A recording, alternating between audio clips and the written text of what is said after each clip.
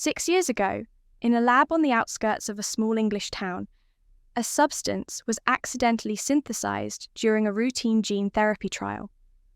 It had no name, no intended purpose, and no warning label. What it did was disturbingly specific. The liquid compound, when inhaled or absorbed through the skin, triggered a mutation in the Y chromosome. Within minutes of exposure, any full-grown male would begin to shrink, their cells compressing and reorganizing until they were just 3 inches tall. The process was excruciating, though survivable. It stripped men of their voices, their strength, and their rights to be seen as human in the eyes of some. The first known exposure affected 45 men. They had been part of a volunteer trial, all healthy, all full-sized, and all within the same facility. By the time the mistake was discovered, it was too late. The shrinking was irreversible. The public reaction was a mixture of horror and fascination. Scientists tried desperately to reverse the effect, but no solution was found. The government took custody of the men and eventually placed them in a specially constructed model village, an intricate, miniature community located in the very town they once called home. At first it seemed like a solution. The village was nestled inside a large fenced field with around-the-clock surveillance. It had small homes, food deliveries via remote-controlled drones, and weekly health checks. Families were allowed to visit under supervision. There were rules, structure, and the promise of safety. The men began to adapt, forming their own routines, and even trying to hold on to some sense of normal life. But safety proved an illusion. Just 4 weeks after settling in, a woman drove through the village perimeter in the middle of the night. How she bypassed security, no one could say for certain. She never spoke a word. Surveillance footage showed her kneeling over the tiny houses with a flashlight and a chilling smile. She moved with slow precision, picking up tiny fleeing men between her fingers. One by one, she gobbled them up. 14 were confirmed dead by morning. 14 crushed or consumed. Their houses empty, their beds unoccupied. The woman vanished minutes before police arrived, and she was never identified. After that, the government relocated the remaining 31 men. The second village was placed under even stricter secrecy, but fear lingered like smoke. The men no longer believed in fences or cameras. They began to speak in whispers, to move in the shadows of their new village. Every visitor, every bird, every gust of wind felt like a new threat. Within 3 months, they fled the second facility. What followed was a year of silence.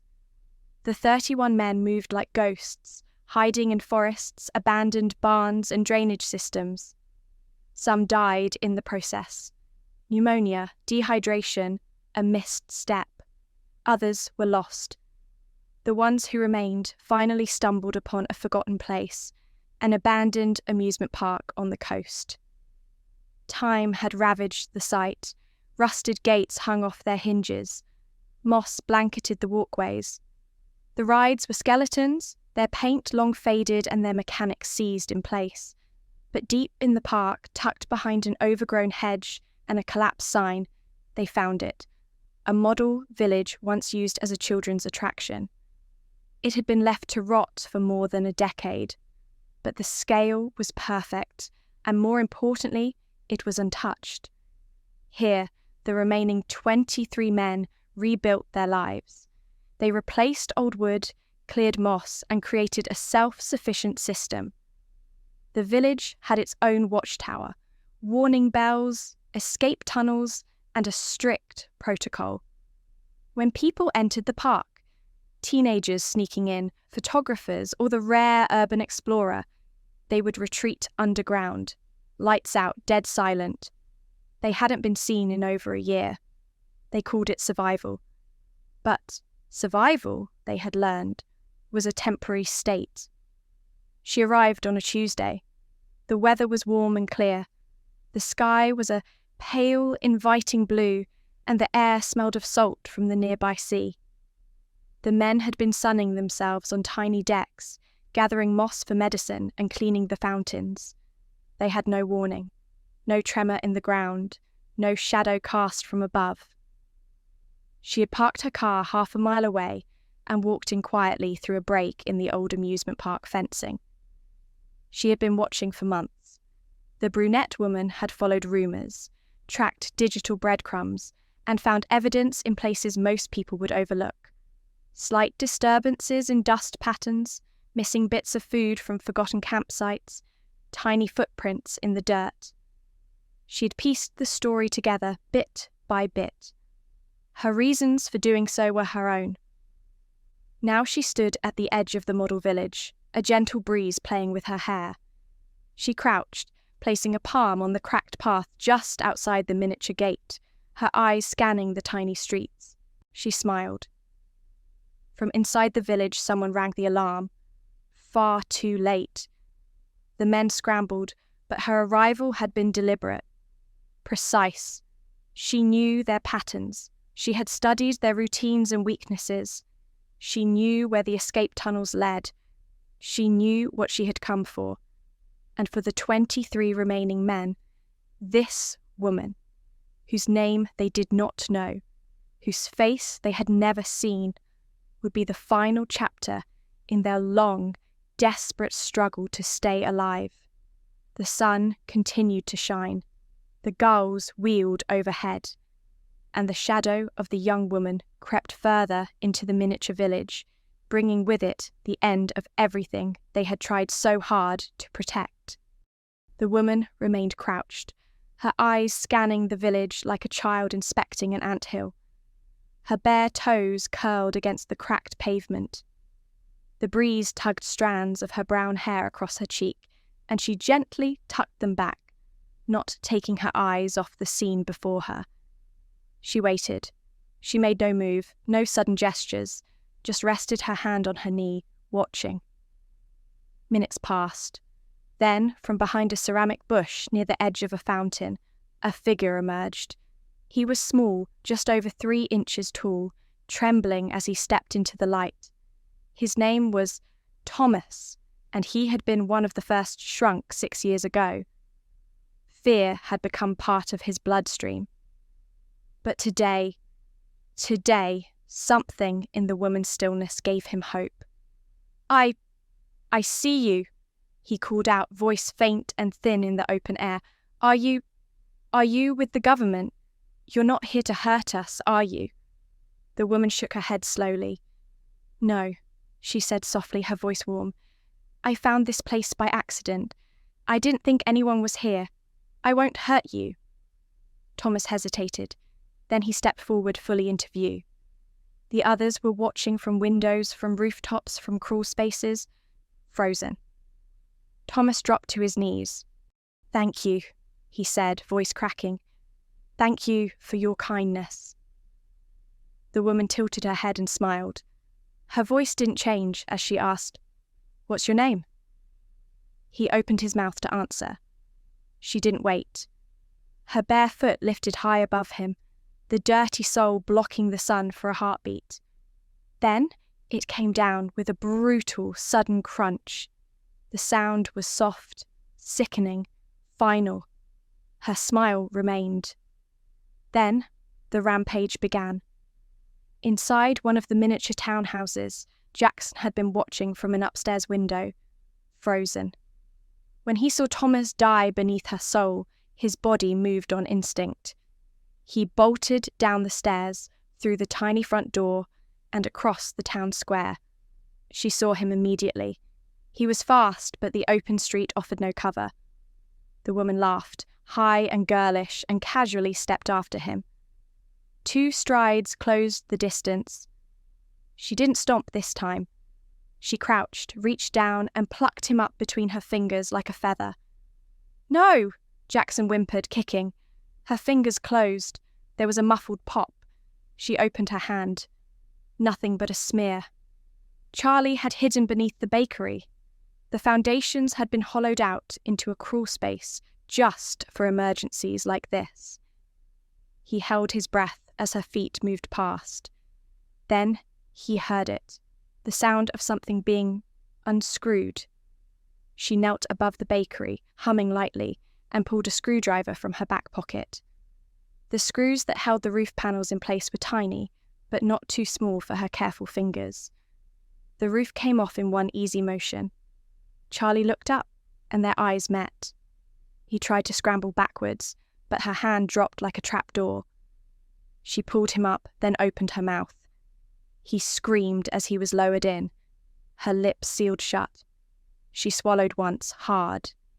Kevin and Liam, twin brothers, had hidden behind the church bell. It was a common hiding place. She moved toward the church with the lazy confidence of someone who already knew. She kicked the steeple. The roof split in two. Plaster dust showered the interior. The bell clanged once loudly, then silence. The brothers tried to climb down the wall. Liam fell. She stepped on him before he could get up. Kevin tried to leap from a windowsill but was caught mid-air. She held him in her palm and flicked his head with her finger, snapping his neck like it was made of thread. Mark was the oldest of the men, nearly 70 when he was first shrunk. He had become something of a father figure in the group, offering advice and calm in their darkest hours. Today, he moved too slow. He was halfway across the artificial stream when her foot crashed down into the water, sending a wave that flipped him over. "Careful, old man," she said mockingly as she bent and scooped him up. He tried to speak, but she just pushed his face down into her palm until he stopped moving. Then she let him drop and crushed him under her heel. Theo had taken to sleeping in the clock tower, high above the rest. When he saw what was happening, he jumped, landing on a rooftop below. He broke his leg on impact and crawled toward the alley. The woman spotted the motion and followed. She leaned down beside the roof and giggled. "You almost made it. Points for effort." She pushed the building sideways with one hand. It collapsed in on itself. She waited a few seconds, then sifted through the debris and lifted his twitching body out. "Still alive?" She smiled. She dropped him into the front pocket of her shorts.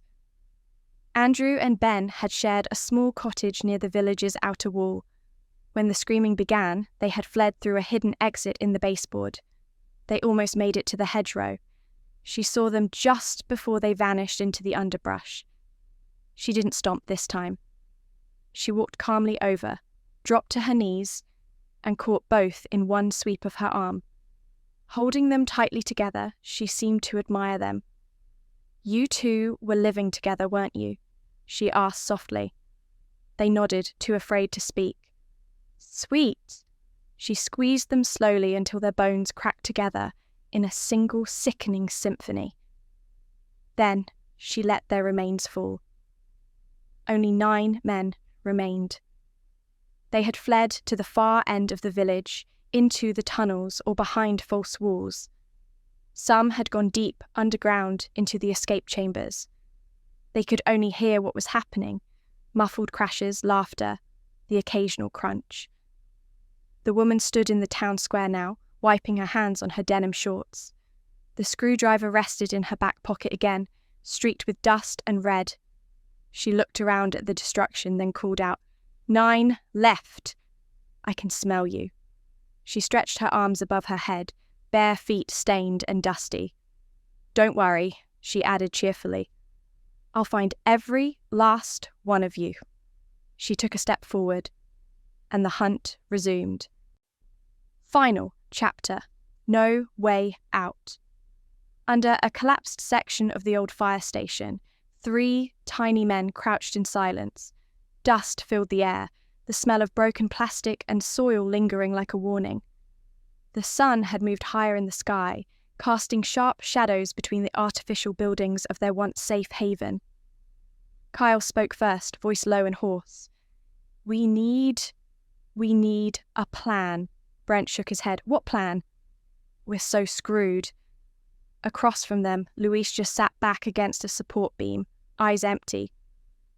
"She's